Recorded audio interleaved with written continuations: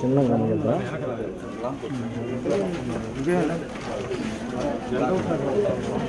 నమస్కారం అండి.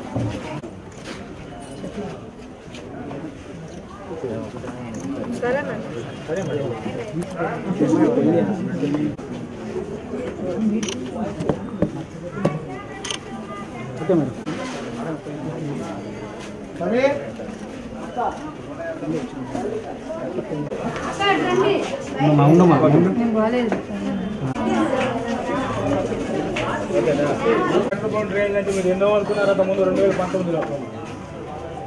Okay madam.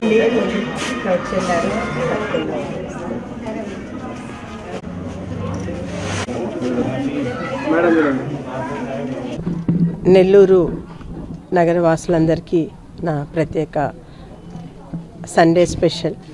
Wish you a very very happy Sunday, relaxing Sunday. ఈరోజు 39వ డివిజన్లో 94వ బూత్కి సంబంధించి ప్రస్తుతం నంది తోటలో ఉన్నాము. ప్రసాద్ గారు, బిఎల్ఎస్ అందరూ కార్యకర్తలు ప్రతి ఒక్కరూ ఎంతో ఉత్సాహంగా పాల్గొని ఇంటింటికి వెళ్ళి తెలుగుదేశం పార్టీని గెలిపించమని, నారాయణ గారికి ఓటేయమని అందరినీ అడగటం జరిగింది. ఇక్కడ ఒకటి ప్రత్యేకంగా చెప్పింది ఏంటంటే, మామూలుగా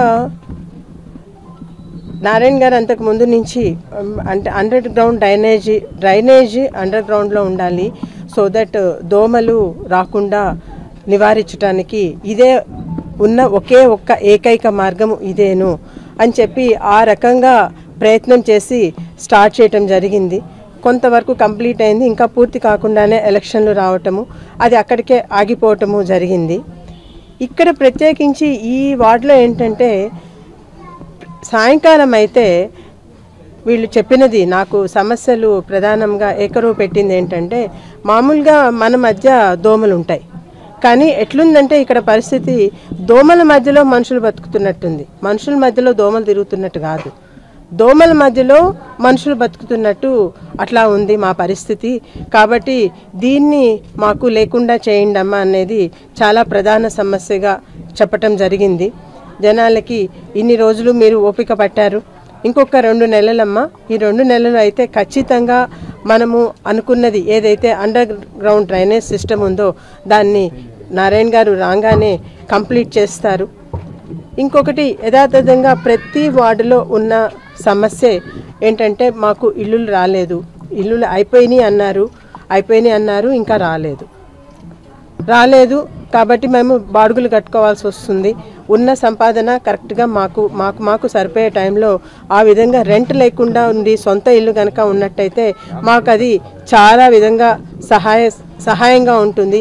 అలాంటిది రాకుండా పోయింది అన్న బాధ ప్రతి ఒక్కరిలో కనిపిస్తూ ఉంది. కానీ అయిపోయింది.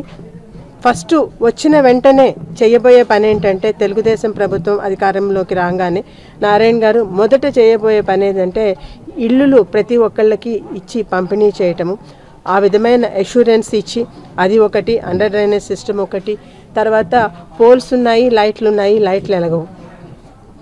సో ఈ రకమైన సమస్యలు వాళ్ళు ఏకరువు పెట్టడం జరిగింది. వాటన్నిటికీ మనము ఖచ్చితంగా జరుగుతాయి అన్న హామీ ఇచ్చి, జరగకపోయే విషయం కూడా ఇందులో ఏమి అంత అద్భుతం కూడా కాదు. ఇది ఏదైతే ఉందో పూర్తి కాకుండా వదిలేసిన పనులు ఉన్నాయో అవి ఖచ్చితంగా జరుగుతాయని చెప్పి వాళ్ళకి హామీ ఇచ్చి జరగటం, మేము ప్రతి ఇంటింటి నుంచి బయలుదేరి మా ప్రయాణాన్ని సాగిస్తున్నాము. అందులో ఒకళ్ళు మేము ఇంటికి వెళ్ళినప్పుడు ఇది చాలామంది స్పందన, కానీ ప్రత్యేకించి ఒక వ్యక్తి అయితే, అమ్మ గెలవటం తథ్యం, మీరు అసలు దాని గురించి ఆలోచించిన అవసరం లేదు, మెజారిటీ ఎంత అనేది మాత్రమే ఇప్పుడు మనం చూసుకోవాలి, సో 1,00,000 మెజారిటీ ఖాయం, పో తల్లి నువ్వు అని చెప్పేసి ఆశీర్వదించి పంపించటం జరిగింది. సో ఈ విధమైన మాటలతో వాళ్ళ యొక్క ఉత్తేజపరిచే మాటలతో మేము ఇంకా ఉత్సాహించి ముందుకు సాగటం జరుగుతోంది. ధన్యవాదాలు.